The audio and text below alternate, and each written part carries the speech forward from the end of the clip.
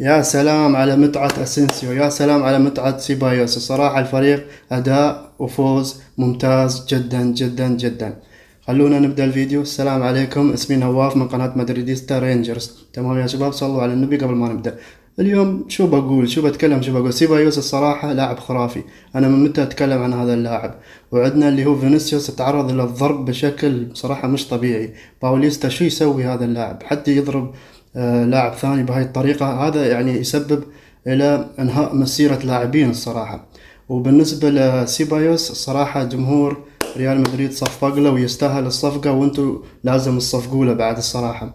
وعندكم بالرغم من الظروف يعني إصابات كثيرة، عندنا ميليتاو، بنزيما يمكن الله لا يقول، وتشاوميني الحمد لله عاد، وعندنا لابا ان شاء الله يعود بعد في المباريات القادمة. اكتبوا في الكومنتس استمتعتوا في المباراة ولا لا. شباب لايك شير سبسكرايب، نبغى دعمكم، نبغى دعمكم يا شباب. تمام، سلام.